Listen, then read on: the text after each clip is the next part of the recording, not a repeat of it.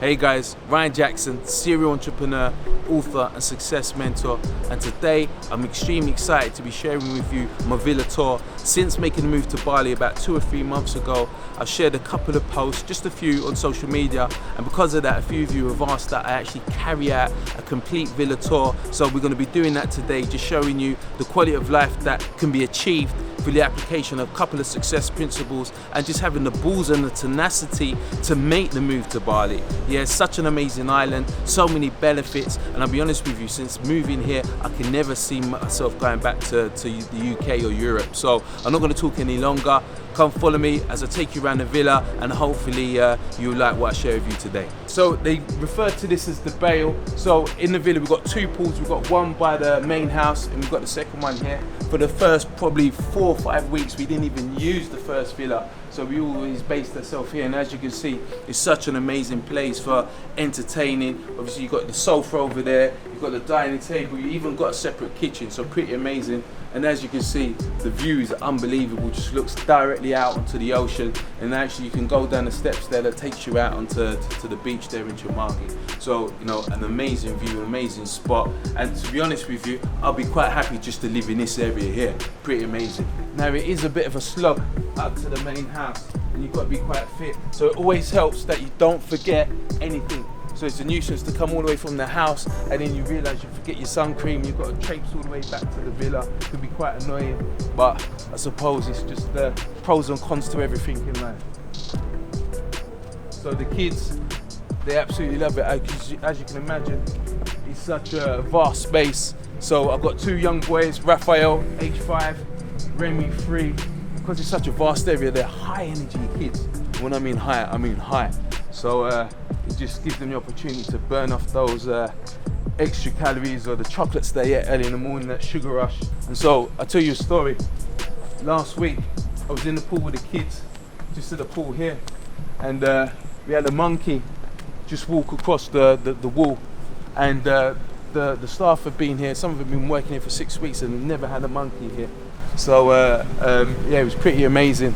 And so here you got the second pool area, which is still pretty amazing. We had high winds last week, so we actually broke the umbrella that was here.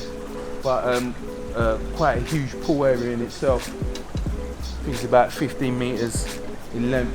Pretty amazing. So it's nice just to chill here first thing in the morning or late of an evening. So my mum arrived in from the UK about 3 or 4 days ago. This is her room. So the villa's 5 bedrooms in total, all with their own ensuite. So done to a high finish. Obviously you've got the ensuite in there, it's quite dark, so there's nothing too exciting happening in there. So, but yeah, all done to a similar finish. You can go up top from either inside the house or outside, so we just take out the stairs. And I have to be honest, I'm very nervous at the moment.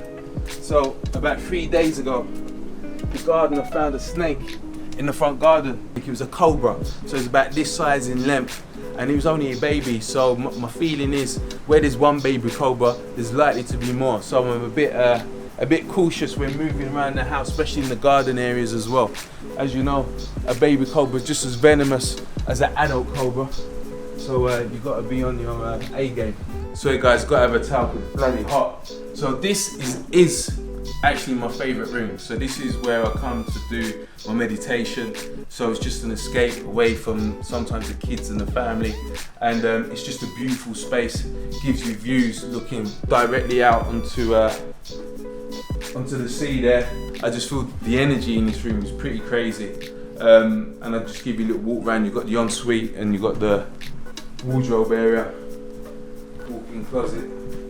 So you've got like the ensuite in here, nice open, airy.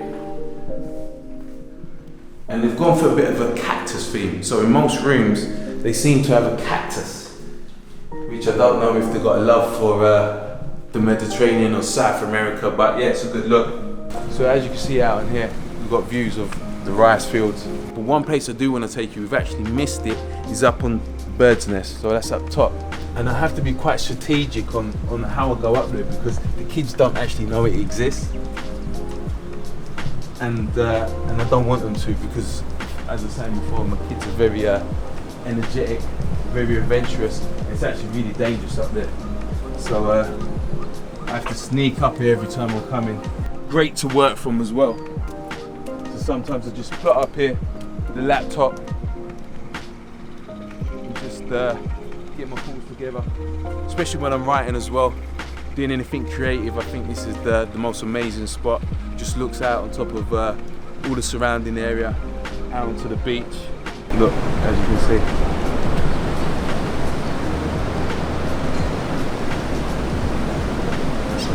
Unfortunately, we don't actually utilise this area as much as we should. So it'd be nice to come up here in the evening, back sunset, and just take it all in. So again, the beauty of this villa is that you've got a lot of chill out areas. So you've got little table and chairs here. Again, if you're staying in this room, you can just get up first thing in the morning, you have your coffee out here, your breakfast. You can just relax and meditate, whatever it is that you do in the morning, you know. So yeah, it's nice, and it's sheltered as well. Sometimes it's nice to, even when it's raining, because we're in rainy season at the moment, it's nice just have a space where you're protected from the rain, but you're still out in the rain, if that makes sense. So if we go into the main house now. So we've been here for about, I think, 2 months or so.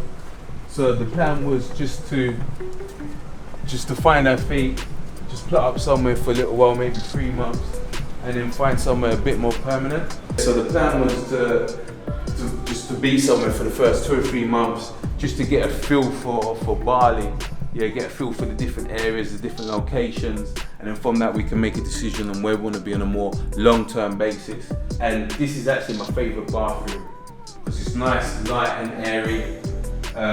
Big space, 2 showers, which is great, especially with the kids, because they tend to, want to have, splash and do all crazy things. So I can just jump in this shower while they're getting sorted. And the thing with Bali, I can honestly say I travel to Thailand a lot, and I've never been to a place where I have to shower so many times a day. I think at the moment I'm about 3 or 4, so it just feels like after every few hours I need to have a shower because it's just so humid here.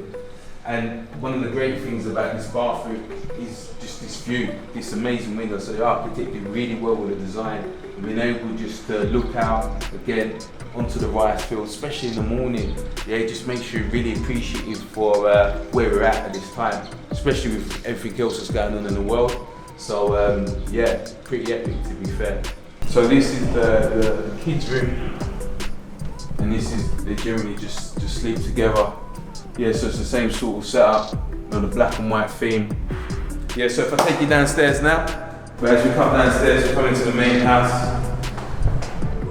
So we've got the kids, it's Christmas Eve today, so we've got the kids making cookies, Christmas cookies. So this is the kitchen, this is where the magic happens. As I said, good day, #1 chef in Bali. Then you've got the team, Ryan, your old man, best housekeepers also. So they're like the A-team. But they've really been supporting us through here, and yeah, made our stay really, really special. So big thank you to them. So let's go in the living area.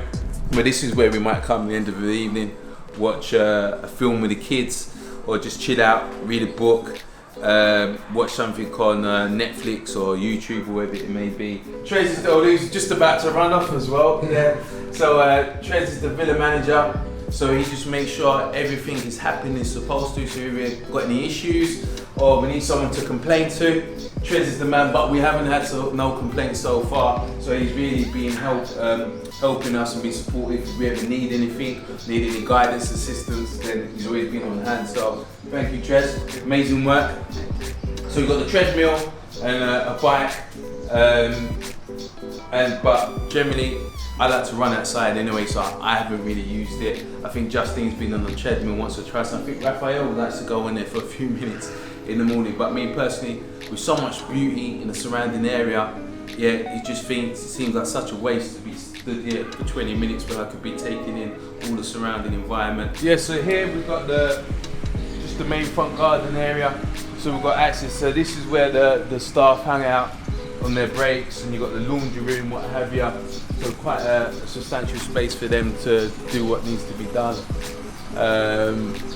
And this is where they put up during the day.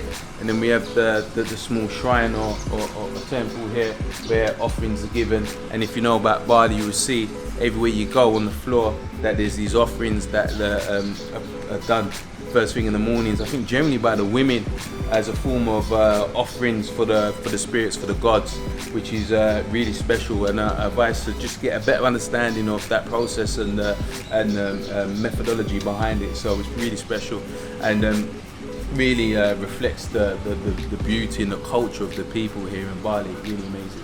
Yeah, so we've got 2 more rooms left. So this is the main, I say, living area. So first thing in the morning, generally what I do, I get up, come and sit down here, just taking the view of the sea, the garden, and just gather my thoughts really more than anything. I'm normally woken up about 6 o'clock by my son Raphael. He's an early bird, so we normally come and we sit down. Then he normally gets me playing some form of game or reading a book or something. Yeah, and so this is the living area. Then breakfast is generally served in this location. So yeah, really nice space, and it's nice to be able to just separate things. So we normally have breakfast as a family here, which is really nice. And here we've got the chair, and I love this chair. And it was quite funny, the other day we was playing hide and seek, and I just manoeuvred the chair looking the other way. The kids were looking for me for about half hour, couldn't find me. But yeah, nice, just relax, just kick back and just sit on there for a little bit of time. So we have a tutor that comes in on a daily basis, and this is where they just do their work. And but he really enjoys it. Got a really good relationship with her. But they actually start school in January, which is really good for the kids, because just from a social perspective, it's nice for them to be able to interact with other kids their age, build those relationships, connections, and what have you. So yeah, so this is the 5th bedroom, aka the classroom. Really, really grateful and appreciative for just being able to stay here. In London, in England, we had a great quality of life, but in comparison to what can be achieved out here, I don't think there is any comparison. And so I, for one, I'm gonna struggle to justify being able to go back to the monotony of UK life. Moving to Bali was definitely the best choice we could have ever made. And I know for many people watching this, 2020 was probably a really shit year, but you have to change how you reframe things. And for us, actually, it was probably one of the best years of our life, because we made some amazing choices as a result of what happened in 2020, and obviously all the negativity in the world. So, sometimes it isn't the problem that's the problem, it's how we react to the problem. That's the problem. So yeah, so we're here now, living an amazing life. So I hope you enjoyed the tour. I hope that we gave some of you some inspiration to start making decisions on how you can start living life to the fullest. And make sure you subscribe and follow me. And I'm going to be sharing some really amazing videos with you over the next few months to start getting you into the mindset of how you can start adopting a greater way of life, a greater way of being, and how you can achieve the same level of success as I have within my career. So success is something I believe should be shared, and I want to be able to share that with you guys. So I hope you enjoyed the tour, and as I said, subscribe, and yeah, and watch the journey. Cheers, guys.